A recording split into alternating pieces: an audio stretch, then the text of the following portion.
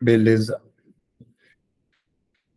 Então, hoje a gente está aqui para a gente fazer o que eu chamei de shaping ali. E aí, só a ideia de onde veio isso é do ShapeUp, que é um método. Uma travadinha aqui. ShapeUp, que é um método de fazer planejamento e tal, dessa empresa aqui, que chama 37 Signals, e eles têm um produto chamado Basecamp. Então, quem quiser saber mais, pode ler aqui. Vocês vão ver que tem uma fase de shape, mas a lógica é que eu vou fazer um bem minificado disso, uma coisa bem mais simples.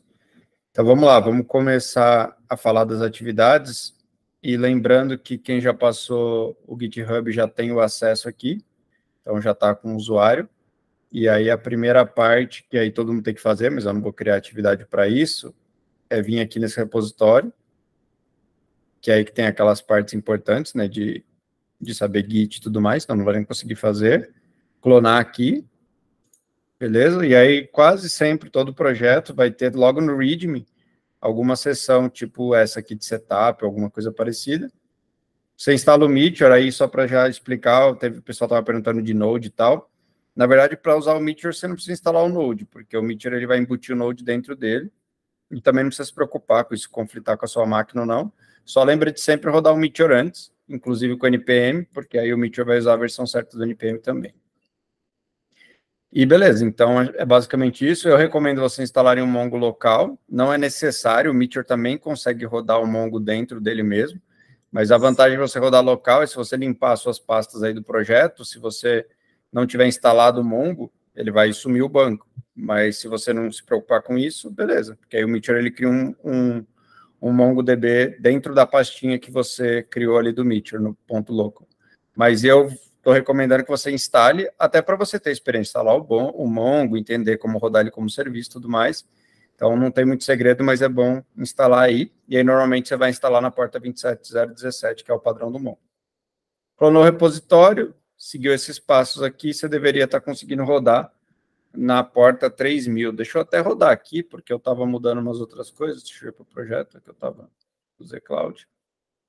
Só para garantir que eu não quebrei nada, porque senão todo mundo vai ficar travado, né? Porque eu acabei de fazer umas mudanças aqui, eu nem rodei para ver se deu certo. Deixa eu... Nossa, minha máquina, tá vendo como tá lerdo ali? Vou carregar o terminal. Tem uma coisa que eu fiz também, que eu já deixei explicado aqui, é o dump. Então, o que eu fiz? Eu peguei o dump do banco, lembra que eu tinha falado de anonimizar? Então, eu já fiz, para a gente não fazer junto e não perder tempo aqui, eu fiz esse arquivinho aqui, que ele anonimizou o banco. Então, eu fiz um dump do banco, depois vocês podem ler aqui, mas é um arquivo, um código bem simples. Aí eu peguei o meu usuário, que eu sei que é admin, e eu não tenho problema em expor meu e-mail, então deixei meu e-mail chumbado aqui. Eu troquei ele para admin@codefordewin.dev, para se você quiser testar como admin, você já tem um usuário admin pronto. E aí todos os outros usuários, eu rodei uma função aqui para transformar num e-mail anonimizado. Se por acaso, ao longo do processo, você restaurar esse dump, aí eu já peguei esse arquivo que foi gerado aqui, joguei numa pasta e está aqui o link, tá? Então, se por acaso você for usar esse dump, você perceber algum dado que não está anonimizado, o que é anonimizado? É tipo, você consegue saber quem é o usuário. Obviamente o meu você vai saber, né? Porque eu troquei para admin, mas os outros você não deveria saber quem é quem. Então, se você perceber alguma informação que chama de informação pessoal identificável, acho que é o termo que a LGPD usa, me avisa para a gente melhorar esse script, para a gente deixar tudo 100% anônimo, porque a gente não quer expor o dado de ninguém, né? A pessoa não cedeu o dado dela para a gente fazer teste aqui, ela cedeu o dado dela porque ela queria acessar o Code for the Win. Então, seria uma violação da LGPD. Então, se vê algum dado aí que não foi anonimizado, eu dei uma olhada, eu só vi o e-mail. O resto não tem como saber quem é a pessoa, então não é considerado dado pessoal. Beleza? Então, isso aqui eu já rodei, tá? Vocês não precisam rodar isso aqui. O que vocês precisam fazer é só rodar esse restore. E aí tá explicado aqui, você vai baixar esse dump. Vocês, se tiver com o e-mail certo lá do Gmail que vocês deram no eCode for the Win, vocês já vão ter acesso.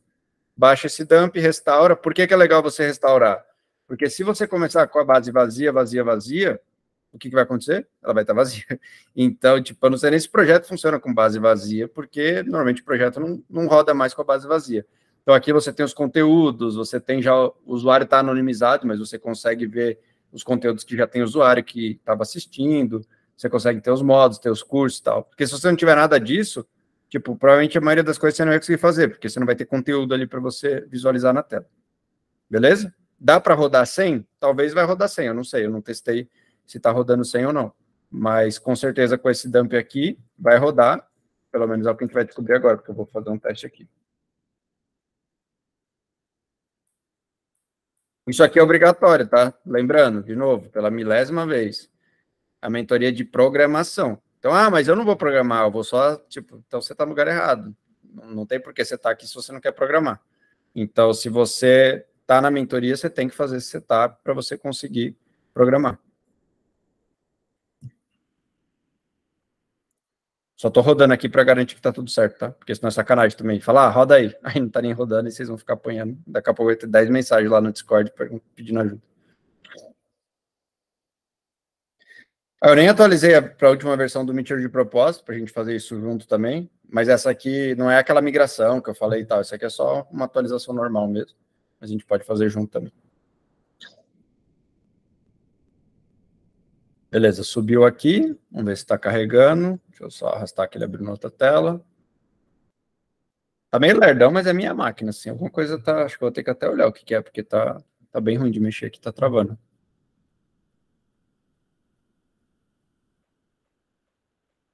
Sei lá, não tem nada demais, né? É o WebStorm mesmo, ferrando tudo. Sei lá porque tá tão lento. Mas, ó, tá rodando, tá? Então, ele tá fazendo essas pinturas aqui do React, porque ficou ativado aquele dia que a gente mexeu junto. Deixa eu até ver se aquele meu admin, @codefordewin.dev, que é bom que tá gravando, então todo mundo aprende como logar também. Vocês vão ver que, ó, eu não configurei o token que manda e-mail. Então, ele não vai conseguir mandar e-mail, porque está sem o token do sistema de enviar e-mail, mas você consegue copiar aqui, tá? Copia do terminal ali o código. Beleza, o login funcionou. O admin está funcionando aqui, lembra que a gente viu isso, mas é um dos itens que a gente vai arrumar, porque está funcionando local. Lembra que em produção está quebrado, a gente tem que descobrir por quê. Beleza, então acho que está tudo ok, dá para vocês fazerem o setup. Alguma pergunta do setup? Porque essa seria a tarefa zero, né? Porque sem ela não dá para vocês fazerem nenhuma tarefa. Vocês estão mandando, acho que, mensagem por texto aqui, né? Não consegui ligar a câmera, tem 5 dias que tá lemão, tomei um baile legal. Perdão pelo atraso aí, Felipe, eu perdi os 2 primeiros minutos aí só para eu...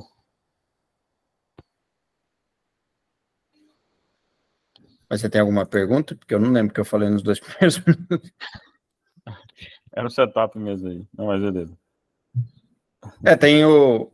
Eu pedi o usuário do GitHub, tá? Acho que nem todo mundo que passou. Quem passou já deve ter recebido um invite no GitHub, você tem que aceitar o invite primeiro, e aí você vai ter acesso ao repositório que eu mandei o link lá no Discord. Aí é para fazer o setup, é para configurar esses passos aqui, e se tiver alguma dúvida, pode mandar lá no Discord depois, beleza? Beleza, então fechou. Vou voltar então para as tarefas aqui. Então, a primeira tarefa aqui, eu vou manter essa aqui, né? Porque isso aqui não está funcionando. E lembrando que sim, isso aqui a gente não consegue nem publicar vídeo novo ali. Então, eu vou jogar essa aqui para... O topo do ready aqui é onde vocês vão pegar as tarefas, tá? Sempre pega de cima para baixo. Aí aqui a gente vai ter que ter alguns combinados. Como eu falei, a gente tem muita gente para pouca tarefa. E também não dá para ficar fazendo 10 tarefas em paralelo, vai virar uma confusão. Aí vocês precisam me ajudar também, se vocês querem se reunir fazendo junto, ou divide aqui, ou todo mundo faz a mesma tarefa só para aprender mesmo, também não é um grande problema, né? Lembrando que sempre que fizer uma tarefa, cria uma branch, manda a branch lá, aí a gente cria um pull request. Não precisa fazer um fork, porque vocês têm acesso direto ao projeto, então é só criar uma branch e mandar o código. Esse daqui eu acho que vai ser uma tarefa interessante, porque vai dar um trabalhinho para vocês. Um primeiro ponto que eu nem sei como vocês vão fazer, e aí talvez o Emanuel ou o João já tenham feito isso, o Luiz, como simular os erros de cores local. Porque o erro de cores é justamente porque você está pedindo uma coisa de uma origem não verificada. Só que o problema é que eu não sei como que simula erro de cores local, porque local normalmente o browser não valida isso. Que é o oposto, né? A gente não quer evitar erro de cores, a gente quer forçar erro de cores, né? Eu não sei como que faz.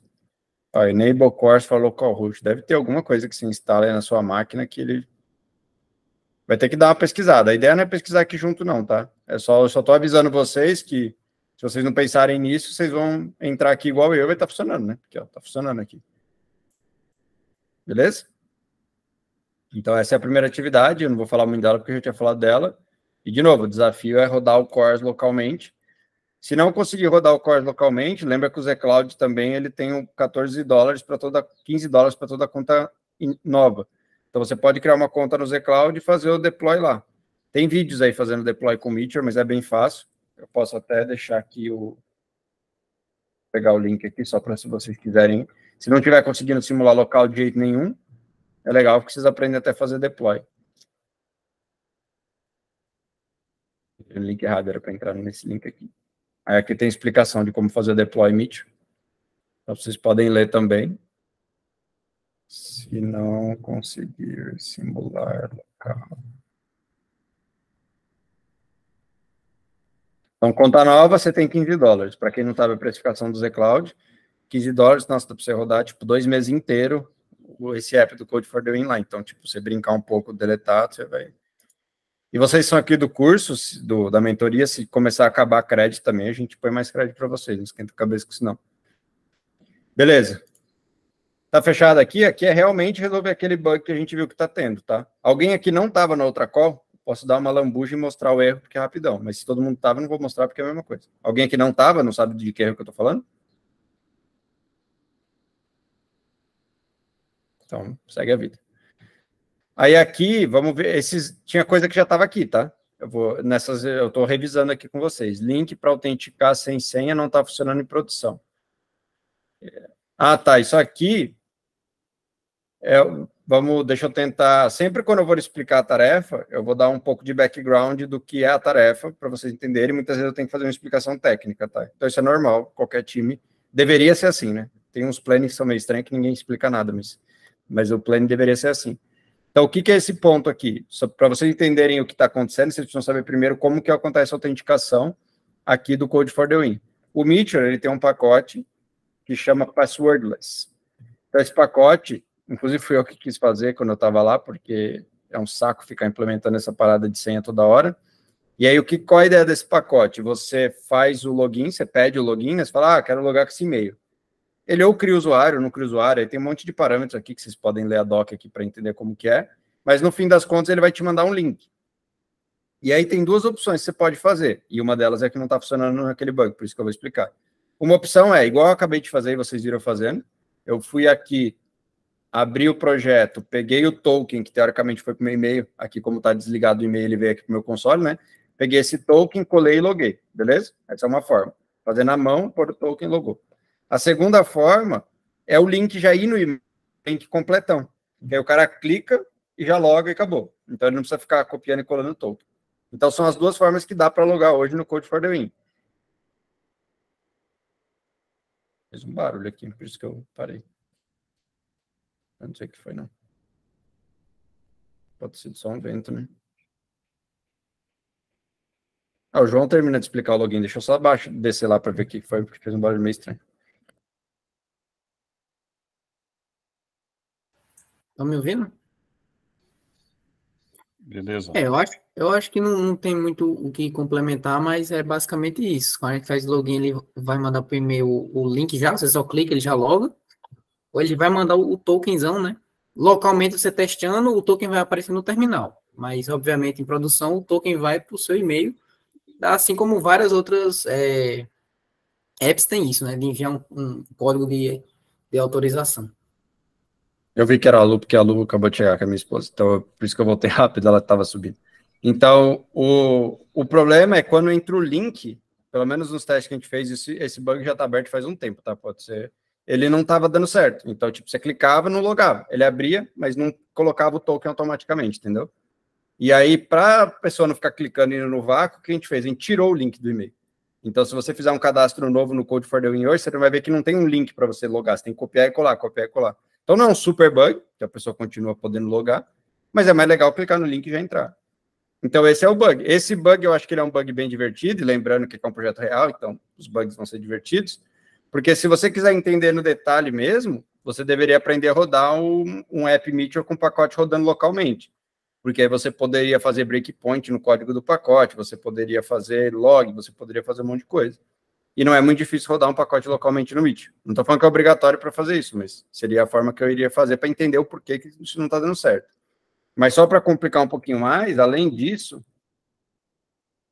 Além do pacote do Meteor, que implementa o básico disso, a gente tem o pacote da Quave, que a gente implementa mais um pedaço disso. Por que eu estou explicando? Porque quando vocês olharem o código do Code for the Win, vocês vão ver que praticamente não tem nada para o login funcionar, porque ele usa o código dos pacotes, entendeu? Pacote aqui, pode pensar que é uma dependência do NPM, tá? Não é, porque é usando o pacote Meteor, mas na prática dá no mesmo para vocês em 99% dos casos. Então, assim que adiciona um pacote Meteor, você vai ver que esse pacote já está adicionado lá, e por algum motivo isso aqui não está funcionando. Se a gente der uma fuçada rápida aqui, esse passwordless, tá vendo aqui, ó? Ele tem aqui, ele tem um monte de property, mas é porque a gente internacionalizou, né? Porque a gente tem duas línguas, senão nem precisava de tantas properties assim. Então, eu tô tendo que trocar a label de tudo quanto é pedacinho. E esse pacote é da Quave. Então, o pacote da Quave está aqui. E aí, se você olhar aqui dentro, você vai ver que tem um campo, tem um botão, tem um message, por padrão está usando o Tailwind, que é o que a gente usa ali mesmo, beleza, tal. Só que eu nem lembro se é o pacote do Meteor, que faz o token autenticar automaticamente quando está lá na URL, ou se é o nosso pacote. Mas pelo que eu estou batendo o olho aqui, parece que é o do Meteor. Ah, Felipe, onde fica o pacote do Meteor?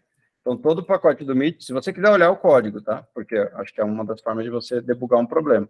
Você vai vir em packages, no repositório do Meteor, vai ter o passwordless aqui. Você vai abrir aqui provavelmente do client, imagino eu que vai estar aqui alguma coisa que faz o login automático. Deixa eu ver se eu acho alguma coisa aqui. Check token, tem uma carinha que pode ser, mas eu não tenho certeza. Pode ser esse check token mesmo. Ele tem um auto login, né, um login automático. O que ele vai fazer? Lembra? Todo mundo lembra que eu expliquei o que era esse startup aqui? Ele coloca uma função no startup para quando terminar o window.load, ele executar essa função. Não sei se todo mundo lembra que eu expliquei isso lá, que é quando o documento termina de carregar, né?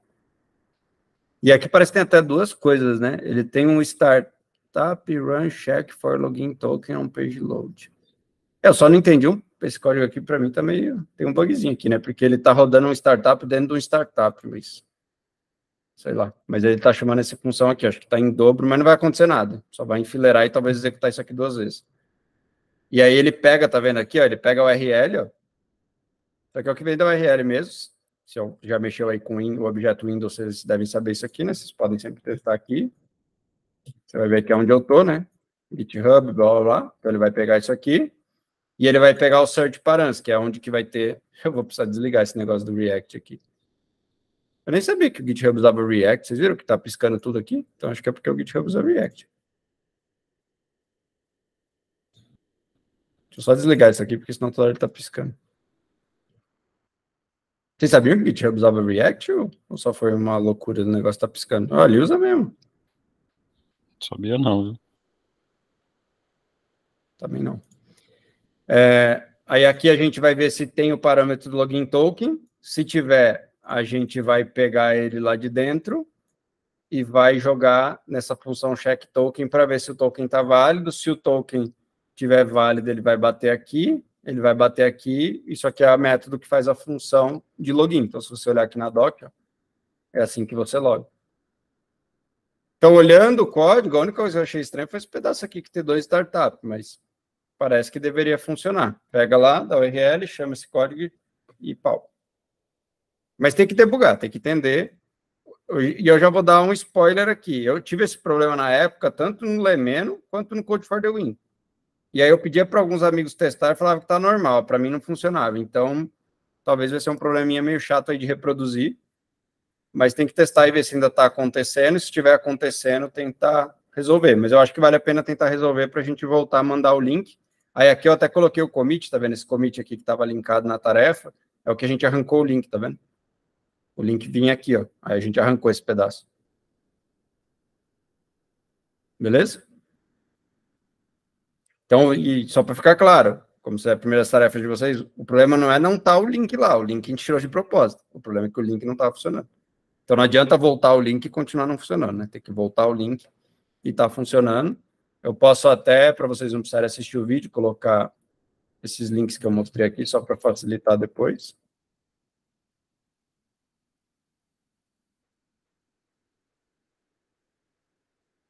Deixa eu pôr o do código fonte, porque senão vocês vão ter mais dificuldade de achar. A doc é fácil de achar.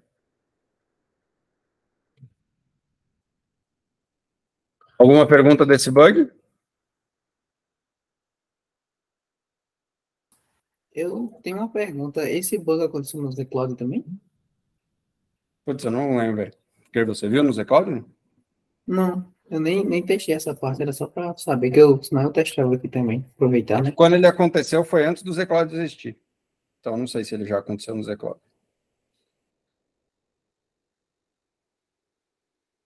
Tá, eu vou pular essa aqui por enquanto, porque essa aqui é bem grande, tá? Vou deixar ela até aqui para baixo, eu vou ler nas próximas que já estava aqui. Eu acho que essa aqui é uma boa, né, que a gente conversou.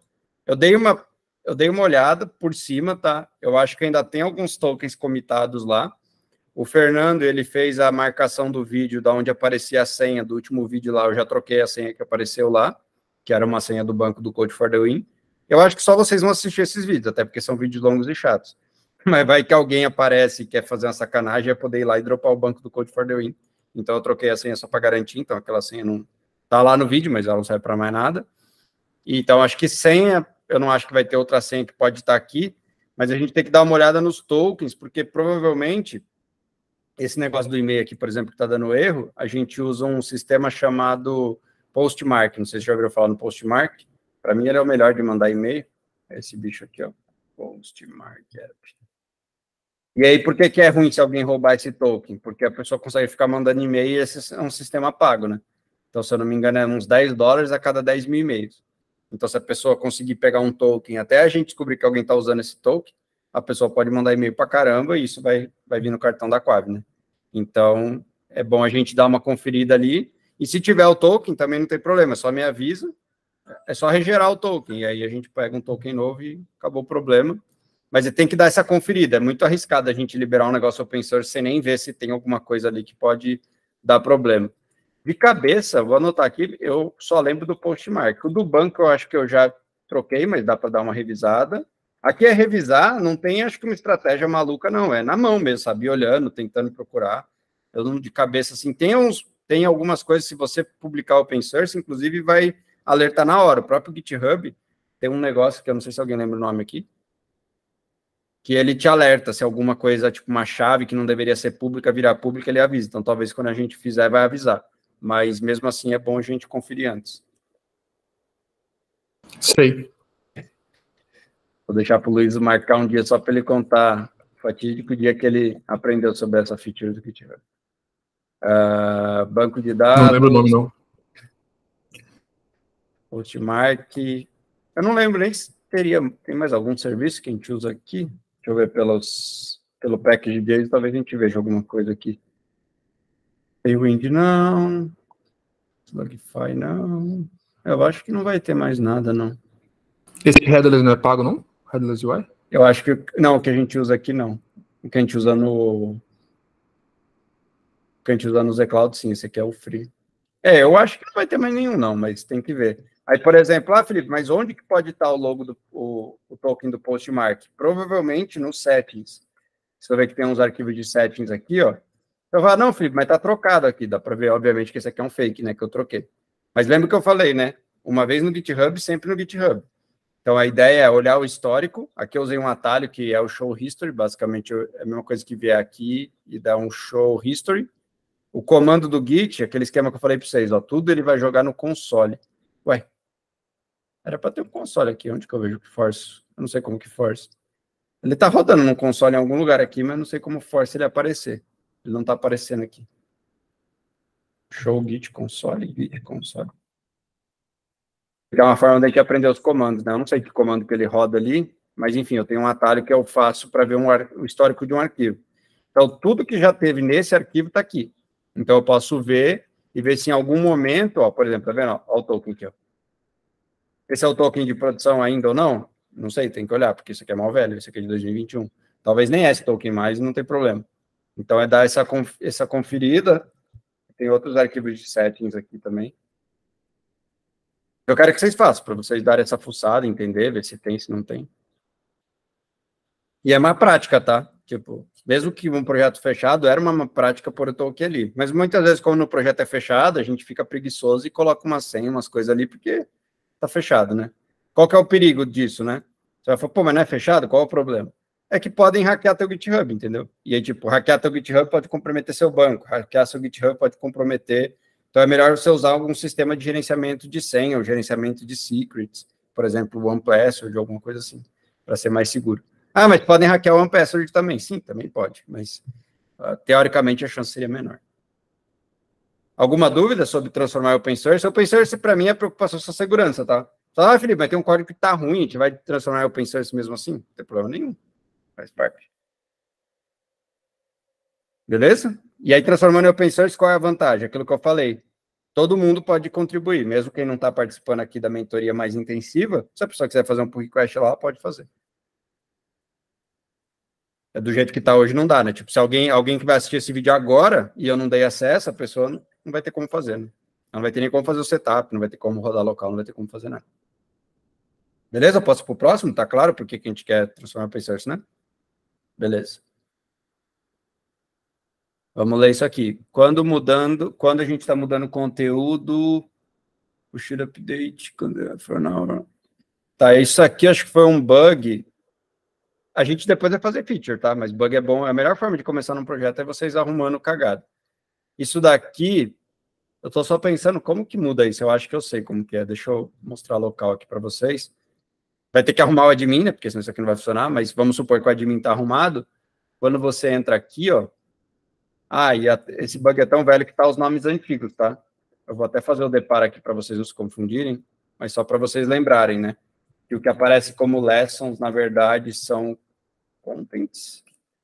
O tópico ficou tópico mesmo, né? Deixa eu só olhar o nome aqui, só para vocês não confundirem. Isso aqui é lessons, sections. Topics virou, sections, elas são os topics. Então, isso aqui é tela, UI, e o que é no código, tá? Isso aqui também pode ser uma outra tarefa depois da gente refatorar para ficar os nomes certos. Mas, de novo, isso aqui é uma coisa super comum. O Luiz mesmo está num projeto de cliente, como ele é gringo, a gente pode falar em português, que, cara, quase todas as coisas já mudou de nome. Então, quando eles vão explicar uma feature para alguém novo, que nem o Luiz, quando começou nesse projeto, tem que falar, tal coisa, na verdade, no código chama tal coisa, porque depois a gente mudou o nome e tal. Então, é bem comum esse descasamento entre o nome da tela e o nome do código, porque a coisa vai mudando, né? E curso, courses, era modules antes. Beleza? Então, esse deparo aqui é bom para vocês não se perderem ali, porque senão vocês vão ficar toda hora, tipo, vocês não vão nem achar o que vocês acham que está aparecendo na tela. Mas beleza. Então, aqui, o que é aquele bug? Se eu me recordo direito, mas eu acho que sim. Quando você vem aqui, e você pode trocar, tá vendo? Isso aqui é um vídeo do Code for the Win. Eu posso vir aqui trocar, e eu troco de que tópico ele faz parte. Só que aí tem uma outra collection no banco, que ele guarda as ações de um usuário num tópico. Então, quando o usuário... Aí, deixa eu vir como usuário comum aqui. Eu venho aqui e eu falo que eu assisti a introdução. Além de eu falar que eu assisti a introdução, a gente atualiza alguns contadores. Tá vendo que até atualiza um contador aqui em cima? E onde está esse contador? Esse contador tem um no tópico, que é esse que está aqui, ó, 1/1. Aqui tá 2, ó. Isso aqui é mais fácil a gente ver. Isso aqui está no tópico Git, tá vendo? Isso aqui é o tópico Git. Eu cliquei aqui. Aí, se eu vier agora lá, se esse bug ainda estiver acontecendo, e eu acho que está, e trocar esse daqui, vamos supor que eu movo isso para cá, vai continuar que eu assisti um vídeo desse tópico Git, mas na verdade não é mais, porque agora esse cara aqui mudou para esse cara de baixo. Isso é bem comum, porque a gente vai gravando os cursos e depois a gente volta muitas vezes reorganizando. Acho que o do Luiz aconteceu isso, ele juntou vários, eu fiz isso, e aí o aluno que está assistindo vira uma bagunça, né? Porque aí, tipo, aí aqui vai ficar que ele assistiu 2 de 1, por exemplo. Ele assistiu 2 vídeos de um vídeo. Como que eu assisti mais vídeo do que existe? É porque a coisa vai começar a ficar bagunçada. E eu acho que esse bug nem ficou na base, porque eu fiz esse código que está até aqui, só para rodar uma vez e arrumar. Só que a gente tem que fazer, tipo, na hora que editar, a gente já trocar. Que aí eu já vou entrar numa explicação, que eu estava esperando chegar o momento, um pouco mais complexa dessa parte do admin do Code for the Win, que a gente também pode decidir abortar ou não. Qual que é essa parte um pouco mais complexa? É a seguinte, se a gente vier aqui... outra coisa que eu lembrei é que tem S3 aqui. Eu nem lembro se a gente usa o S3 ainda, mas eu vi. Só para anotar aqui para ver se essa chave do S3 ainda é válida, que a gente tem que trocar ela também. S3... Alguém sabe o que é S3? S3 é um serviço da Amazon de armazenamento de arquivos. A Amazon, também a pessoa poderia usar isso para ficar armazenando um monte de arquivo lá de graça, até a gente perceber. Ou deletar os nossos arquivos que estão lá. Nossos arquivos que estão lá são besteira, acho que é só as nossas imagens de thumb. Então, deletou, grande problema, mas só para não dar merda, né?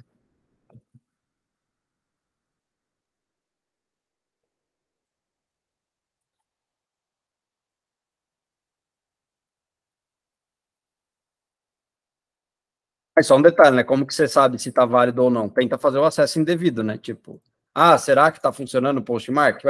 Configura ele, tenta mandar e-mail. Se estiver funcionando, é porque ele está funcionando ainda. Está funcionando o S3? Tenta acessar o S3 com essa chave. É a forma mais fácil de saber se está dando certo ou não. Deixa eu só voltar, porque eu lembrei quando eu vi aqui. Então, aqui, o que eu ia explicar agora para vocês? Quando a gente fez o Code for the Win, a gente criou dentro dele um pacote chamado admin.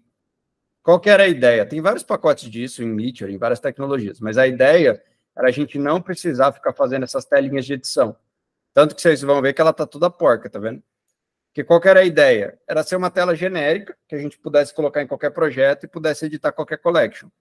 Então, não existe um código do CRUD. Todo mundo sabe o que é CRUD? CRUD é essas telinhas de criar, editar e deletar. CRUD é uma sigla, né? Create, Record, Update, Delete, alguma coisa assim. Não é Record, né? Sei lá, mas é uma variação disso. Create, Read. Então, esse CRUD aqui, você não vai achar. Você vai procurar, eu quero pegar a tela que edita a lição. Não tem essa tela. Por quê? Porque foi feito um código genérico para que todas as telas de edição fossem iguais e a gente não precisasse escrever um monte de tela. Só que essa parte, a gente meio que não... Como o projeto acabou não tendo tantas features assim, ficou bem simples, né? Tipo, essas 3 telas, elas é o mesmo código. Newsletter aqui é uma forma que a gente usa para mandar e-mail para vocês lá do Code for the Win, eu consigo mandar por aqui. E essa parte até a gente descontinuou, porque agora no Lemon não dá para fazer isso, então eu migrei a base, mas depois eu falo disso. E aqui é quando alguém pede para remover os dados pessoais. Essas 2 telas são telas independentes mesmo. Agora, essa aqui é uma tela só genérica. Por que eu estou explicando isso? Lembra qual era o problema que eu falei? Quando o cara vier aqui, ele vai vir aqui, vai salvar, e se ele trocou, a gente tem que trocar para saber que atualizou o conteúdo do usuário. Então, o problema disso é que não vai existir um save lesson. Se a gente abrir aqui, você vai ver que no client, ó, é um arquivo até que já está gigantesco, tem que até quebrar mais arquivos, mas ele consegue editar qualquer uma daquelas entidades. Então, como que a gente faz isso? Deixa eu lembrar aqui, que faz tempo que eu não vejo, mas eu acho que eu sei onde está. Eu acho que tem a rota, a gente vê um arquivo de rota, né? Tem uma que chama de min aqui. Aqui, ó. Então, eu vou pegar, é tudo igual, tá? Mas eu vou pegar uma qualquer aqui, só para vocês verem. Então, esse aqui, tudo que vocês veem naquela tela é só esse componente de list aqui, ó. E aí a gente passa um monte de configuração para ele. Então, a gente passa, por exemplo, qual vai ser o botão no cabeçalho, que até poderia estar lá no componente, esse back, não precisava estar aqui, não sei porque está aqui. O filtro, nesse caso, quando tem um tópico, a gente filtra pelo tópico. Por quê? Porque você pode acessar uma lição, a lista de lição assim, ou você pode também entrar numa section, lembra que section é tópico, e clicar em expandir. Então, tá vendo que tem um tópico aqui? Aí ele só mostra as lições disso aqui. Mas, de novo, o componente é genérico, o componente não sabe o que é tópico, o que é lição, o que é curso. Então, você que tem que falar para ele, ó, o filtro é esse aqui. Que filtro é? Sei lá, ele vai aplicar sozinho depois lá dentro. Aqui, qual que é o nome da coleção? Então, ele tem vários nomes de coleção. Isso aqui eu acho que é para ficar o nome bonitinho lá em cima. Qual que é a coleção em si? Qual collection que ele vai usar para pegar esses dados? Quais são as dependências? Então, isso daqui, para quem viu já banco de dados relacional aí, é os one-to-many, many-to-one, é como se fosse isso. Então, eu estou falando que uma collection pertence a um módulo, tá vendo? E tem um tópico também. Então, isso aqui depois vocês vão ter que ir fuçando aqui para entender esse componente de lista. E, por último, campos que eu não quero mostrar. Então, pode ser que tenham campos que são inúteis, não é para o cara editar. Por exemplo, esse campo de língua, ele é determinado baseado em que língua que eu estou mexendo. Se eu estou mexendo em inglês, a gente cria os tópicos em inglês. Se eu estou mexendo em português, a gente cria em português. Então, não precisa mostrar para o usuário, porque ele não é para escolher. Então, são campos que a gente vai esconder. Aqui é a hora de quando você quer passar dados adicionais para salvar, como eu falei, né? A gente pega a língua atual que ele está usando. O campo que a gente quer ordenar, para a tela ficar bonitinha na ordem certa. O campo que a gente Esse group filter, eu vou ser sincero que eu não lembro, vai ter que olhar lá o que é, mas deve ser algum agrupamento que tem em algum lugar, eu não lembro mesmo. Parece que foi eu que fiz, né? Mas eu não lembro. E é isso. Então, assim, é um componente genérico de lista, que o código está aqui, esse list, e que ele faz uma pancada de coisa e ele recebe um monte de parâmetros. Aí, o que eu falei que a gente poderia tomar uma decisão até de falar, cara, isso aqui é muito complexo, larga a mão, vamos fazer 3 telas copiando e colando. Pode ser. Mas pode ser também uma oportunidade legal de vocês aprenderem a mexer num código genérico, que faz 3 CRUDs num só. E aí, por que ele está como um pacote aqui? O Meteor, você pode publicar o pacote, e aí tem 2 formas de você ver os pacotes publicados no Meteor. Tem o Atmosphere. Você está acostumado com o NPM.js, né? É a mesma coisa. Só que a NPM.js é para ver pacotes NPM, a Atmosphere é para ver pacotes Meteor. E eu acho que eu não sei escrever, né? É aqui, atmosphere.js.com. Tem também o Packageosphere, que eu nem sei como escreve, que foi a comunidade que fez isso aqui depois. Não sei como escreve, provavelmente escrever errado, mas o Google vai saber escrever certo. O Google sempre sabe escrever certo. Então, são só visualizadores, igual tem o do NPM, você consegue. Então, uma forma de você publicar um pacote Meteor é você fazer assim. Outra forma é de você ter uma pasta na sua máquina e você usar uma variável de ambiente chamada Meteor Package Dirs para apontar para essa pasta. E a terceira forma é você ter um pacote local, numa pasta chamada Packages. Então, o Meteor sabe que isso é um pacote, e ele vai pegar o código dali e você vai consumir. Então, quando vocês vêm aqui, ó, vocês vão ver que aqui, tá vendo que ele tá vindo do pacote? Ó, Meteor, é para avisar que é um pacote Meteor, /quave, _admin. O que é quave, _admin? Você vai ver que é exatamente o nome que tá aqui, ó. Para quem nunca criou um pacote NPM, nunca criou pacote nenhum, nunca usou um pacote, talvez isso aqui tá muito complexo. Acho que para quem já criou um pacote de alguma coisa, acho que já fica meio óbvio o que é isso. Então, teoricamente, por que a gente fez como pacote? A gente poderia publicar isso como pacote, lá no Atmosphere, em algum lugar, e a gente poderia usar isso em qualquer projeto da Quave, ou qualquer projeto do mundo, quem quisesse usar, poderia usar. Porque você passa um monte de configuração e ele sabe editar coleções. Deu para entender por que vai ser um pouquinho mais chato? Vocês vão ter que ver, tipo, beleza, aí, ó, o servidor também é todo dinâmico, você não tem código no servidor que edita as collections, ó. É o mesmo código que edita todas, tá vendo? E aí, tipo, será que, como que eu faço para quando eu fizer tal coisa, que é, naquele caso é mudar o tópico, como que eu vou atualizar outra collection numa coisa genérica? Sacou? Você vai ter que criar, isso daí normalmente chama de hook, né? Você vai ter que criar um hook, né? Alguma coisa, tipo, depois de tal coisa, faz tal coisa. Eu nem sei se já usa hook aqui, vamos ver se já usa hook aí, talvez não vai ser tão difícil. Já usa hook aqui, ó, um after insert aqui. Eu não vou falar muito também, porque a ideia não é eu vir aqui resolver tudo, porque se eu resolver tudo, aí vocês só vão ficar digitando código. Mas pensa que tem uma coisa chamada hook, que já está até usando aqui, ó. E aí tentam deduzir como que dá para fazer. Se tem um hook que chama after insert, será que tem um que chama after alguma coisa que significa um update? E aí vocês conseguem fazer alguma coisa e nem tocar no pacote? Já dei bastante dica, eu não vou dar tudo mastigado não, porque senão vocês vão achar que entenderam e talvez não entenderam. Mas eu acho que é por aí que eu tentaria resolver esse problema. E lembra que já tem um código que já sabe arrumar. Então, dá uma olhada aqui também. Eu vou só deixar a dica aqui. Backtip.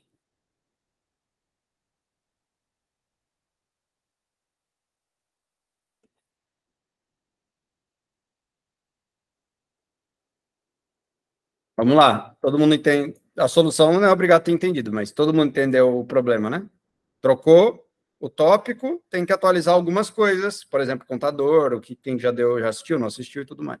Senão, a tela fica bagunçada. A gente nem testou aqui, né? Dá para até testar. Por exemplo, aquele do Git. Vamos ver se vai ficar cagado mesmo. Acho que vai. Deixa eu só confirmar qual foi. Ó. Eu peguei aqui a introdução e instalação do Git. Vamos trocar ele de lugar e vamos ver se fica zoado. Eu acho que vai ficar zoado.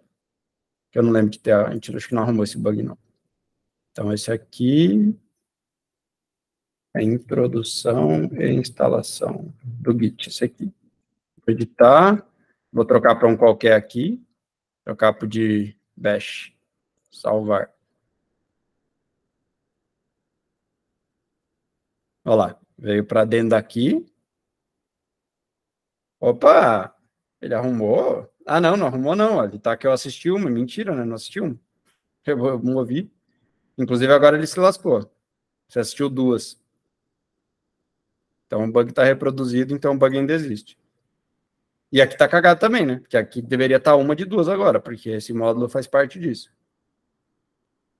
Isso aqui afeta tudo, né? Porque aí ferra o contador aqui de cima, aí ferra o que mostra aqui se a pessoa terminou ou tem que continuar, tá vendo? Esse aqui tá completo, esse aqui não tá completo.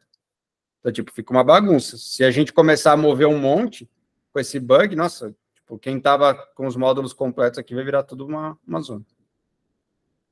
Beleza? Então, acho que deu para provar que o bug existe.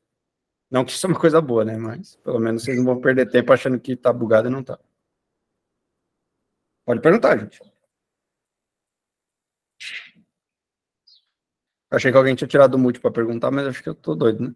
Então, beleza. Eu sei que já tem 4 aqui, mas como tem 10 pessoas, eu vou explicando. E aí, daqui a pouco a gente para e pelo menos você já tem umas 4, 5 coisas para fazer. E se todas estiver muito difíceis, tem que falar. Mas eu acho que tem umas mais difíceis, tem umas mais ok.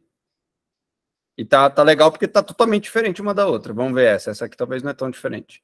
Quando deletando tópicos, a gente deveria deletar o topic user e atualizar o completer. Acho que essa aqui é parecida, só que parece que está falando que também acontece esse mesmo problema quando deleta, né? Mas eu acho que é praticamente o mesmo problema. Mas vamos ver aqui. Ele falou que quando deleta um tópico, a gente pode até pegar aquele mesmo lá, né? Pegar o de bash. Eu nem sei se tem deletar aqui. Tem. Deletei. Lembrando que eu tô local, tá? Se deletar em produção, aí vai deletar mesmo. Vamos ver agora o que ele falou que acontecia quando deletava. Ele falou alguma coisa aqui, né? Quando deletando tópicos... tá, deveria deletar o topic de user. Então, nesse caso, ele vai continuar com o mesmo número de módulos de tópicos completos. Então, aqui estava 4, né? Lá, continua 4, só que é mentira também, porque, inclusive, o de bash nem tá mais aqui, ó. Sumiu, tá vendo? E não tem 4 completos, né? Porque eu tenho 1, 2, 3 completos. Só que ficou o 4 aqui, ó. Ele mudou de lugar, não arrumou o contador, tá tudo cagado. Acho que resolvendo um, resolve o outro, né? Então, depende da solução. Porque se for a solução que eu falei de usar um hook do after update, não. Porque isso aqui vai ser um after delete. Aí tem que pensar. Talvez dá para fazer uma que resolve os dois, talvez não. Só não estou reescrevendo em português o título ali, porque eu estou explicando, tá? Mas eu vou tentar usar português para não ficar tão complexo. Com o problema de não atualizar o tópico do usuário. Porém, nesse caso, é após a deleção. Eu quero ver as soluções que vocês vão propor para depois eu criticar as soluções também. Então, por isso que eu vou evitar falar de solução. Eu estou dando dicas para vocês conseguirem ter um caminho, mas, tipo, aqui tem várias formas de resolver. Como o Lucas falou, vai ter forma que já resolveu os dois casos. Vai ter forma que não. Mas qual que é melhor? Em computação, normalmente não tem o melhor e o pior. Tipo, uma vai ter uma vantagem, outra vai ter uma desvantagem. Por exemplo, para resolver as duas coisas, provavelmente você vai rodar mais vezes. Mas para resolver cada uma, provavelmente você tem que escrever mais código. Aí, cada caso é um caso, e você tem que tomar uma decisão. Aí que está a graça de ser programador. Não tem um certo e errado. Porque se tivesse tudo certo e errado, seria muito fácil. Né? Essa aqui vai ser, acho que, a mais fácil de todas. Essa aqui parece que está falando que não tem uma rota, tipo um cat lá no final das rotas para qualquer coisa. Ela está ficando em branco. Provavelmente ele não está achando nenhum componente, ele não está renderizando nada. Mas deveria ter uma mensagem, né? Falando para o usuário, não tem essa página. Deixa eu ver se no Lemeno tem, só para a gente comparar o que acontece. Acho que no Lemeno deve ter. Ó, page not found. Meio bosta também, né? No Zcloud, eu nem sei como que tá no Zcloud. Tem, João, uma tela para isso? Nem sei se tem. Tem, mas tá ruim também, ó. Tem o... É que acho que eu não tô logado, então tá sem o cabeçalho, tá bem feio também. É, uma coisa que tipo, mas tanto faz, o cara tá no link errado mesmo, mas atrapalha, né? Se o usuário pegou um link errado, legal é mostrar uma telinha bonitinha para ele saber que ele tá no link errado, né? E provavelmente dá um lugar para ele ir também, né? Falar, você tá numa página que não existe, clica aqui para fazer tal coisa. Essa é a mais fácil, hein?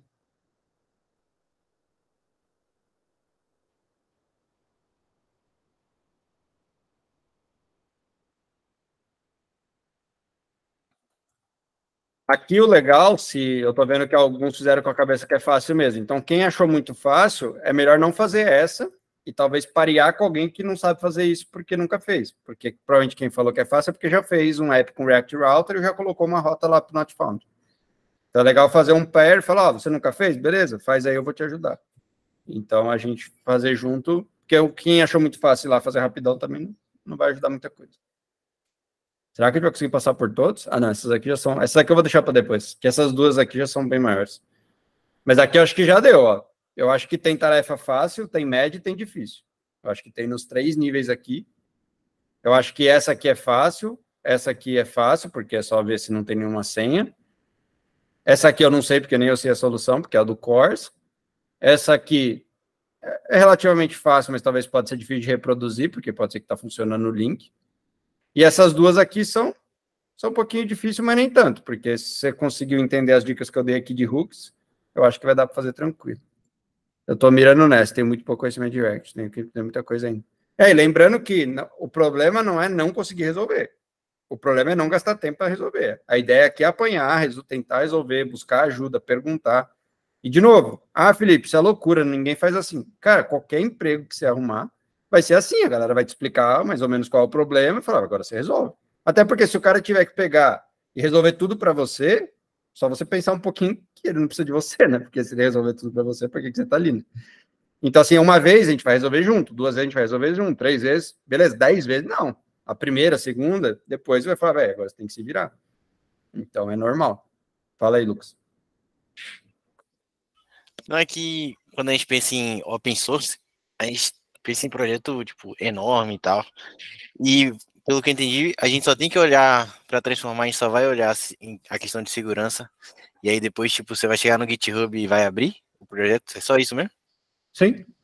Aqui não é uma ideia que eu acho que vai ter um monte de gente que vai usar essa plataforma e tal. Não, é só para liberar o acesso para que mais pessoas do Code for Them possam colaborar. Porque depois que eu fechei a turma, teve várias pessoas que mandaram e-mail, pô, eu queria ter participado, mas eu não tenho esse tempo e tal. Então, assim, eu falei, não, calma que vai poder colaborar. Então, pelo menos umas 10 pessoas mandaram e-mail pedindo para participar de alguma forma. Se não participarem também não tem problema, mas é por causa disso.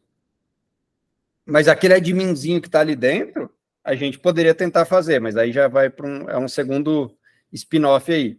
Daria para a gente tentar tirar aquele adminzinho dali de dentro, deixar ele bem genericão mesmo. Por exemplo, em Meteor, eu não conheço nenhum pacote que tem um adminzinho bonitinho já com Tailwind, por exemplo.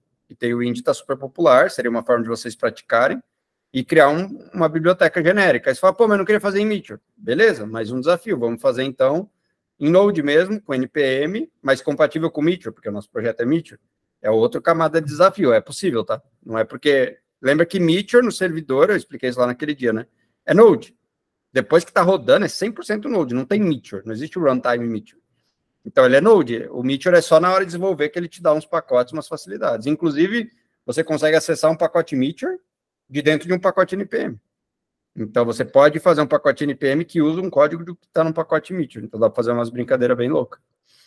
E seria muito útil na Quave mesmo, Vaultmente. Tem projeto que tem que criar um CRUD. Pô, se tiver um projeto que funciona, um pacote bonitinho, a gente usaria tranquilamente. E tem uns bem famosos de Meteor para isso, tá? Tem um que é o Autoforms. Tem milhares de empresas que usam esse cara aqui. Aqui já é outra coisa, né? Isso aqui acho que é uma empresa. Mas tem um pacote do Meteor que chama Autoforms. Ele é bem popular, tem bastante gente que usa ele. Olha o tanto de fork, olha o tanto de star. Então, é lógico, ele faz muito mais do que aquele nosso humilde pacote ali, mas é mais ou menos essa ideia, só que ele usa Blaze, né, que é um outro framework que não usa Tailwind. Então, o visual, se eu colocar isso aqui naquele projeto, vai ficar horrível, né, porque não tem nada a ver o estilo. Tem até Bootstrap aqui, mano. Vocês são muito novos, talvez vocês já nem sabem o que é Bootstrap, né? Mas o que Tailwind é hoje, o Bootstrap 3 já foi 10 anos atrás, era que todo mundo usava para fazer tela, essas coisas.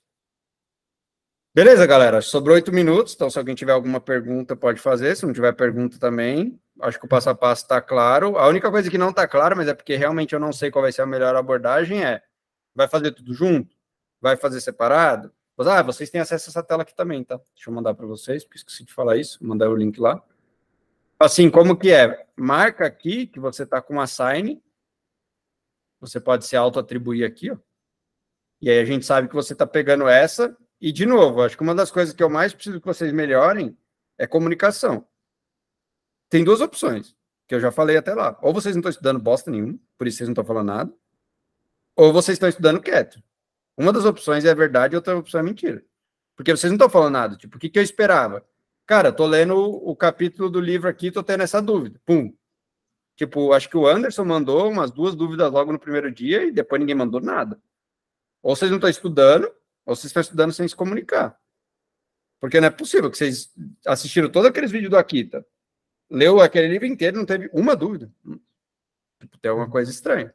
E aí, se no código for assim também, a mentoria vai morrer, porque se vocês não tiverem dúvida, não tem muito o que eu fazer. Tipo, eu ficar pegando pela mão, fazendo passo a passo, aí vocês fazem um curso, tem um monte de curso na internet. A ideia aqui é vocês programarem mesmo e tirar dúvida. Eu tinha até separado aqui umas dúvidas, Felipe, que era para a gente discutir. Eu consegui entendê-las depois, mas eu acho que pode ser de interesse de todos aí. Até para você dar uma explicada para a gente. Vamos usar esses 7 minutos aqui. E aí, o que não der hoje, a gente continua amanhã, que amanhã tem o Clube do Akita.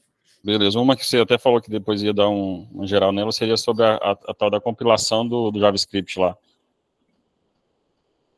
Então, esse tema da compilação versus interpretação do JavaScript, ele é complexo, porque, na verdade, o que acontece são as duas coisas, né?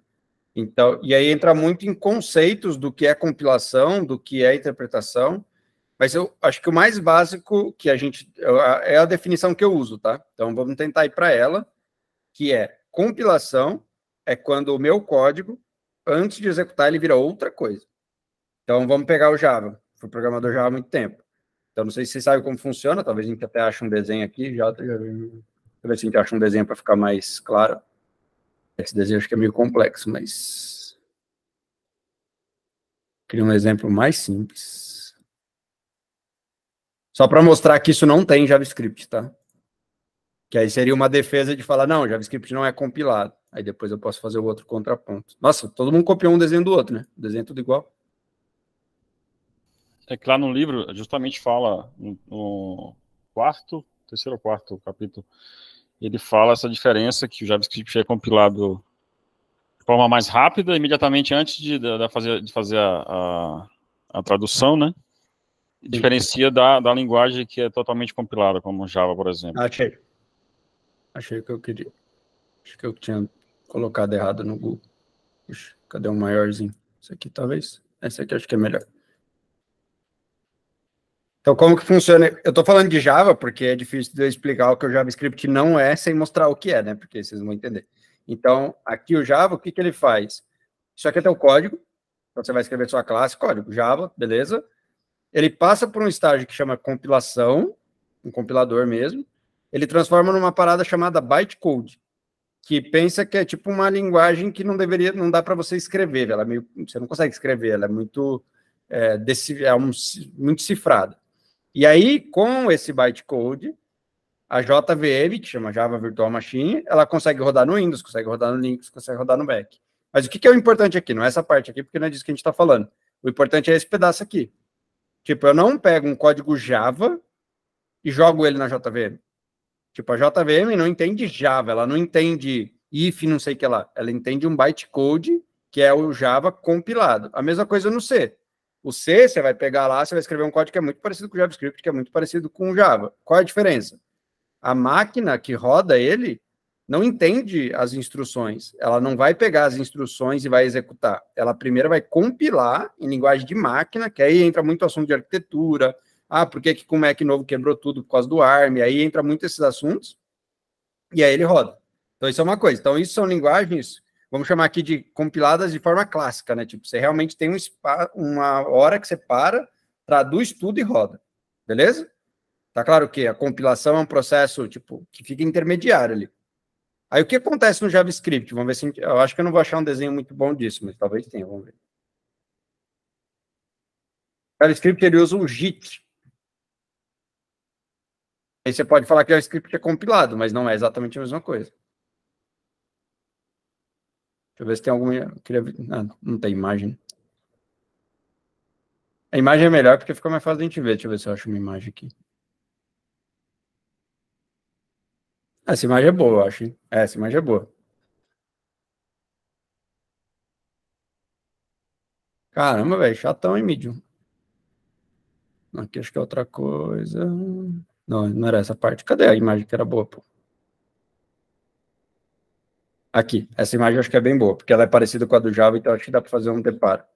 Então, ó, veja a diferença aqui. até o termo aqui que eles usaram, nem sei se é o termo mais correto, mas o bytecode é o mesmo termo que é o nome do Java mesmo. Do Java chama bytecode, aqui não sei se chama bytecode mesmo. Então, veja, ó a distância, como que era o Java. Vamos lá, código, compilador, bytecode. Tá vendo que aqui tem um monte de coisa no meio? Então, qual que é a diferença aqui? A gente está no código Java, script, Java e JavaScript não tem nada a ver, tá? Só estou usando o Java de exemplo porque é compilado. Então, a gente tem o código JavaScript aqui, código normal, beleza, igualzinho do Java. Só que aí, veja a diferença. Aqui não é um compilador, não é por acaso, não é porque, escolheram outro nome. Não, é outra coisa, é um parser. E aí já entra na nossa brincadeira de árvore aqui, ó. A gente não vai poder escapar de árvore. O que é um parser? Um parser é um transformador. Ele pega uma coisa e cospe outra coisa. O que ele cospe aqui? O que é AST? Alguém sabe o que é AST? AST, a sigla, né? É Abstract Syntax Tree. Mas o que é isso? Vamos tentar achar uma imagenzinha também, porque isso aqui eu acho que é legal de vocês visualizarem. Puxa, AST é uma palavra meio genérica, né? Por alguma coisa técnica. Isso aqui deve ser até legal, mas vamos pegar uma imagem aqui, depois a gente vê o que é isso aqui. Isso aqui é bem legal. Depois a gente mostra aqui. Mas uma ST é isso aqui, ó. Deixa eu pegar um que tá melhorzinho. Ixi, tá meio cortado os nomes aqui, né? Esse aqui eu acho que não tá cortado. Oxi, não tem resolução, parece. Não tava só embaçado para vocês não, para mim. Agora desembaçou. Esse é um site do Japão, pelo jeito. Ixi, tá lerdo. Deixa eu ver se eu acho outro. Mas esse aqui não tá mostrando do jeito que eu queria. Aqui tá mostrando a mesma coisa ali. Esse aqui ficou bom. Tá dando para ver, né? Ou tá pequeno? Tá pequeno, né? Tá pequeno. Aqui, ó. Então, aqui você tem o que é uma ST. Uma ST, ele vai analisar o seu código e ele vai transformar numa árvore. Tá vendo que é uma árvore? Tem o programa, aí tem o escopo principal do programa, tem uma declaração de uma função, tem um identificador, tem um bloco, aí tem uma chamada aqui, sei lá o que é isso, aí tem uma member. Então, o código ele passa desse nível para esse nível. Mas vejam que esse nível aqui não é compilado. Você consegue entender, ele só está organizado em forma de árvore. Por quê? Porque aí vem o outro passo aqui. Como agora ele está organizado em forma de árvore, o interpretador ele consegue ir navegando nessa árvore e chamando as coisas. Então, ele vai navegar... É que eu não... Esse cara aqui talvez seja bom para explicar essa parte, mas eu acho que vai ser muito grande. Ele está pegando um código aqui e está transformando numa árvore, tá vendo? Isso aqui é uma árvore. E aí, o teu interpretador ele vai pegando cada nó e ele já vai executando. Então, veja que é totalmente diferente do Java. Do Java, ele traduziu o seu código inteirinho para outra coisa e depois ele executou. Aqui ele vai lendo e vai executando, vai lendo e vai executando. Por isso que quando a gente abre aqui, eu não sei se vocês conseguiram captar tudo isso, mas eu até mostrei. Quando a gente abre aqui o performance e manda rodar aqui, a gente vê um evaluate acontecendo. O evaluate é justamente isso, ele está navegando no seu código e ele já está executando. Eu não lembro se vocês prestaram tanta atenção aqui, porque foi meio rápido, mas ó, o que é esse module link require, module link, fire evaluate, module link required? São os imports do seu código, nesse caso aqui, código Meteor. Né? Então, cada chamada dessa, ele foi andando na sua árvore ali, até se a gente pegar aqui bem embaixo, tem uns lugares... E aí depois ele compilou, né? Mas aí foi uma otimização depois. Mas, enfim, parece que cada import, ele foi navegando e executando, navegando e executando. Vocês podem ver que tem um padrão, ó. Ele importa, linka, evaluate. Importa, linka... aqui ele terminou. Ele caiu num form aqui, provavelmente é um componente React nosso. Aqui é a mesma coisa, ó. Importa, require, evaluate. Então, é basicamente esse processo de interpretação, que é como chama em JavaScript. Só que aí, por que tem essa confusão? Não, é compilado, não é compilado. Porque se esse negócio aqui rodar muitas vezes, ele cai nessa parte de otimização de compilador. E aí, de fato, ele compila. Então, é uma mistura. Então, por quê? Senão, toda hora ele vai ficar numa árvore abstrata e vai ficar executando coisa por coisa. Aí tem várias técnicas, tá? De just-in-time compilation. Mas, de alguma forma, o seu navegador está rodando. Ele fala, caramba, velho, esse negócio vai rodar para caramba. Então, o que ele fala? Eu vou parar de ficar navegando nessa árvore e vou compilar isso aqui para código de máquina, para WebAssembly, para o raio que for, e aí eu vou executar esse código já otimizado, que é o que ele chama aqui de Optimized Code. Então, por isso que não dá para falar que JavaScript é interpretado ou compilado. Eu falaria que, por padrão, ele é interpretado. Você vai rodando e ele vai interpretando. Mas, dentro do processo de estar interpretando, todas as engines modernas, o V8, o Boom faz isso também através de JavaScript Core, ela chega uma hora que ela compila o código. Só que é uma compilação só para a hora de otimizar. Não é que o tempo todo ele roda o código compilado. Ele não, tá vendo? Ele não parou tudo para compilar. Ele interpretou, aí depois ele compilou só alguns pedaços, tá? Tanto que linguagens que fazem isso, não é só o JavaScript, né? O Python faz isso e tudo mais. Normalmente, quando você vai fazer teste de performance, eles fazem uma parte que eles chamam de warm-up, que seria um aquecimento. Porque se você fizer um teste de performance logo na primeira execução, vai ser mais lento, porque ele ainda não compilou, entendeu? Então, você faz uma parte de aquecimento para ele compilar tudo que ele acha que tem que compilar e depois você roda o teste de performance. Porque senão você vai estar sacaneando, né? Porque em produção o código vai rodar muitas vezes. Eu não sei se foi muito complexa a explicação, você queria algo mais simples como resposta, mas os conceitos importantes, se você quiser estudar mais, é interpretação, AST e Just-in-Time Compilation. São esses 3 conceitos que normalmente são os mais importantes. Aqui, aí já vai para outros níveis aqui, né? Por exemplo, identificar código que não é usado, aí você consegue eliminar código morto, né? Que é esse pedaço aqui. Aí você pode pirar aqui, esse conceito de compiladores, interpretadores, é um conceito gigantesco, né? Como vocês podem ver, só vai piorando, né? Mas aí depende do que você quer fazer. Como programador, você não precisa chegar nesse nível aqui. Você não precisa entender todos esses detalhes aqui. Eu entendo um pouco mais do que um programador médio, primeiro porque eu programava em C, e segundo porque eu trabalhava no Meteor. Então, lá no Meteor, a gente fazia alguma das etapas aqui também. Mas a maioria dos programadores não precisa saber essas coisas nesse nível de detalhe. Eu pensava que essa fase de aquecimento aí era só tipo uma boa prática. Como é que vai aquecer um código? Vai rodar igual.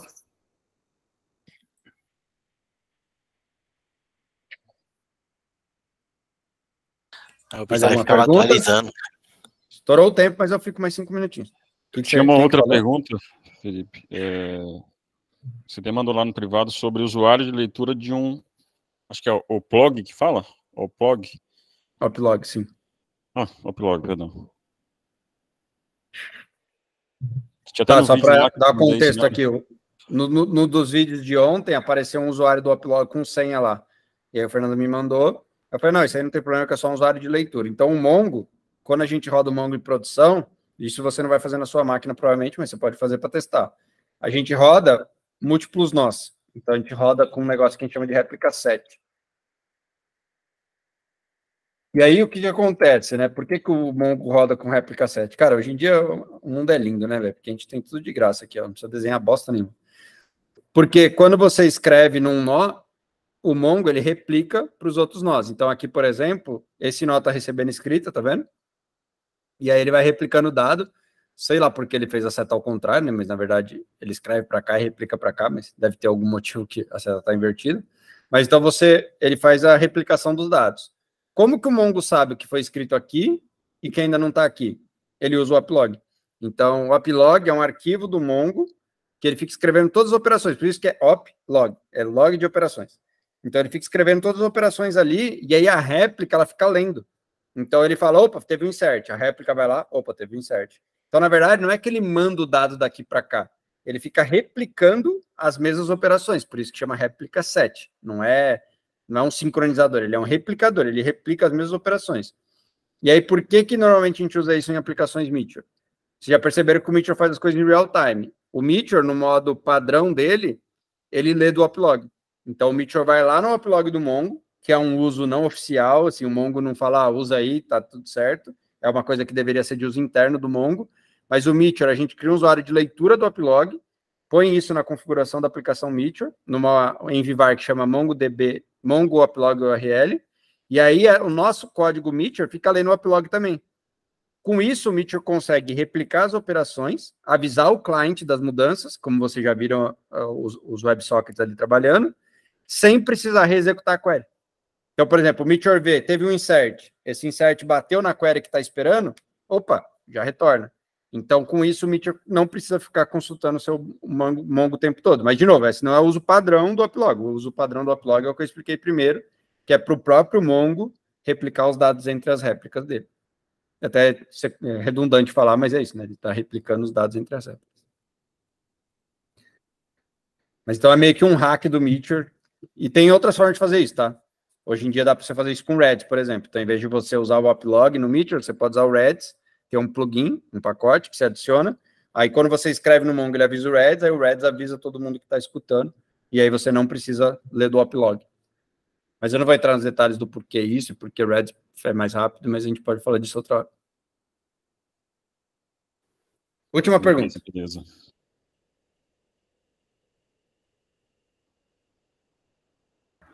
Pô, eu queria fazer um comentário, já que não tiver dúvida. Nessa questão de trocar ideia, tava comentando o comentário do Lucas aqui no chat. Depois que a gente não traz dúvida e etc. Assim, pelo menos do meu ponto de vista. Eu sei, velho, que eu tô num nível muito básico, eu tô começando. Só que, tipo, geralmente eu travo e eu tenho muito material para consumir ainda, muita coisa para pesquisar, e às vezes eu não tenho por que jogar a dúvida no Discord, ou então guardar ela para resolver só numa call, entendeu? Então, por exemplo, eu tô aprendendo React agora, e sei lá, vamos supor que eu não entendi o que é um use state, por exemplo. Em vez de eu segurar ou jogar lá no Discord e ter que esperar uma resposta, eu tô procurando por aqui. Entendeu? E às vezes eu não trago dúvida exatamente por causa disso. Só que é o que eu falei, eu tenho certeza que a hora que eu parar para ler o código ler de fato o código do Code FTW, eu vou precisar de dúvida, eu vou encher o Discord de dúvida, entendeu? Então, mas, eu entendo o que você falou, só tem uma sugestão, João. E é só uma sugestão, você pode ignorar. Quando acontecer isso, você fazer exatamente o que você está fazendo, mas também publicar no Discord. Como? Tipo, galera, tô tendo um problema aqui, eu já tô pesquisando, eu tô tentando achar a solução, mas o problema é esse aqui. Porque muitas vezes, só no fato de você descrever o problema, já vai te clarear um pouco as ideias, entendeu? Então vai ser bom para você e vai ser bom para as outras pessoas, porque o Fernando pode estar estudando a mesma coisa e tá com a mesma dúvida no mesmo momento. Isso acontece muito. Por quê? Porque vocês estão estudando a mesma coisa. Então, tudo que você falou tá certo. Tipo, não fica esperando não, velho. Corre atrás, tem conteúdo pra caramba. Vocês viram aqui, ó. Tudo que eu fui pesquisando, eu fui achando uma imagem que mostrava exatamente o que eu queria. Só que, pô, se você tá num grupo ali, troca ideia. Vai que alguém tá passando pelo mesmo problema, você ajuda a pessoa. E você, muitas vezes, vai se ajudar também, porque você vai... Então, isso é normal no ambiente de trabalho também. Então, por exemplo, quando eu tenho um bug, o João sabe, a gente tem um problema. Não quer dizer que a gente fez a pergunta que a gente vai ficar parado olhando pra tela até alguém responder. A gente, ó, tô tendo esse problema aqui, alguém sabe o que é? E continua pesquisando. Mas se alguém já sabe o que é, já vai lá e responde. Então eu só faria essa correção aí. Eu acho que vale a pena mesmo assim você compartilhar. Mas a tua postura tá certa, não fica esperando, não. Beleza. É mais para compartilhar mesmo. Então eu entendo que talvez seja mais uma questão de criar um relacionamento de comunidade, de grupo mesmo. Então a ideia é trabalhar junto. Quando eu trabalho em time, e o João vê isso, a gente troca ideia o tempo todo, dá feedback o tempo todo, dá review de código. Então, assim, a gente fica todo dia, não tem um dia que a gente não troca alguma ideia técnica de algum ponto que está em dúvida. Então, é normal. Só que o problema é que vocês não estão postando nada. Então, tipo, não tem o que eu... Tipo, eu poderia te ajudar a explicar use state de uma outra forma, mas não tem como, né? Porque você nem postou lá, entendeu? Saquei. Não, beleza, saquei. Peguei a ideia. E não fica preocupado com spam, entendeu? Spam é quando você fala algo fora do contexto. Se for algo dentro do contexto, nunca é spam. Se alguém achar ruim, sai, ué. Se a gente está falando de código, num grupo sobre código, não tem porquê. Fala aí, Fernando. Eu gosto de anotar e trazer aqui, até para escutar você falando, que para mim encaria mais a explicação do que na leitura. Por exemplo, até para, não sei se alguém vai fazer pergunta agora aí, para não tomar o tempo de alguém aí, mas esse código, por exemplo, que eu mandei, né? Eu bati a cabeça aí, joguei lá no editor, no editor de código, por exemplo, a var mais a b aí, deu falso ali por último, né? A igual a b, deu falso.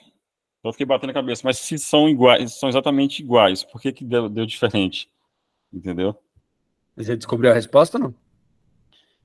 Descobri que era que eles não estavam comparando se elas eram idênticas, mas se elas estavam no mesmo local.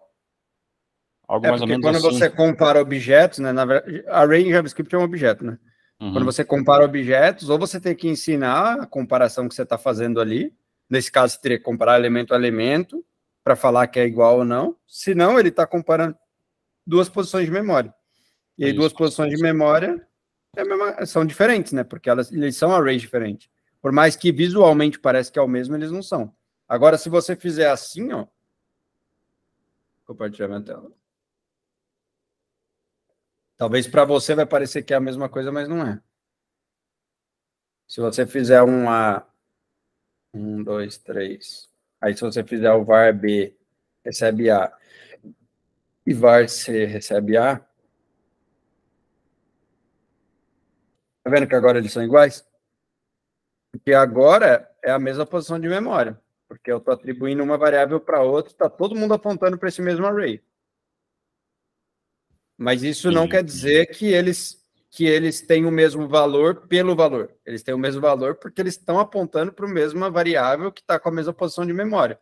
Agora, se eu criar um D aqui, que é igualzinho, porém eu não estou apontando, tipo, o JavaScript não tem como saber que você quer que esse array seja a mesma referência de memória que esse. Por quê? Porque se eu fizer um D.push aqui e botar um 4, ele só vai botar o 4 no D, ele não vai botar o 4 no A, porque ele não está na mesma posição de memória. Agora, se eu fizer um C.push,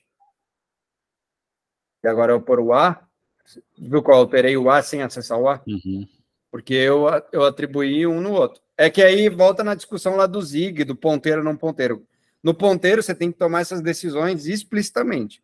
Quando é uma variável igual, uma linguagem igual JavaScript, que é mais alto nível, esses conceitos todos estão lá, mas eles ficam meio escondidinhos, então pode ficar um pouco confuso. Mas não sei se deu para perceber aqui como eu consegui alterar o A através do C. Por quê? Porque, na verdade, eles são a mesma coisa. Se fosse numa linguagem que tem ponteiro, a gente poderia fazer alguma coisa tipo assim, e ele ia mostrar a posição de memória mesmo, ele ia mostrar um código em hexadecimal que seria a posição de memória, e aí você ia conseguir ver que era a mesma coisa. Eu nem sei se em JavaScript dá para ver. Memory pointer, eu acho que não dá para ver. Talvez dê para fazer com instrumentação, mas eu acho que não tem na linguagem uma forma de acessar onde está apontando a memória. Eu nunca vi, pelo menos, ninguém fazer isso. Eu acho que não dá, não. Acho que ele nem entendeu o que eu estou pesquisando aqui. Tem ponteiro em JavaScript. Ó. Deve ter um jeito de acessar a posição de memória, mas eu não sei como é, não. Talvez se você pegar o... Nem no prototype vai ter. Tem um negócio no JavaScript que chama prototype aqui, mas eu acho que nem aqui dentro vai ter prototype. Eu não sei, não. Acho que não dá, não. Tem um construtor e tal, mas acho que a posição de memória eu acho que não dá para acessar. Galera, eu preciso ir. Já estendemos mais do que devia hoje. Mas amanhã tem mais. Amanhã, o bicho pega, hein? Amanhã eu quero dúvidas. Fechado? Bora. Beleza, vambora. Começa a brincadeira agora. Valeu. E quem não entendeu nada do A recebe B, cara, vai brincando aí. Usa o WebStorm ou o VS Code, coloca breakpoint, que aí fica um pouco mais fácil de ver o valor parando ali, usa o modo debug, dá uma pesquisada aí nessa parte que é importante entender esse conceito. E aí, se quiser explodir a cabeça mesmo, vai para o C. Aí no C você vai conseguir ver essas coisas mais claramente. Fechou. Valeu. Eu preciso de alguém para marcar os capítulos aqui depois, hein? Depois eu mando lá de novo. O Fernando tá virando oficial, coitado. Dá trabalho isso daí. Eu vou revisando o assunto, para mim é bom. Falou, valeu. Até mais.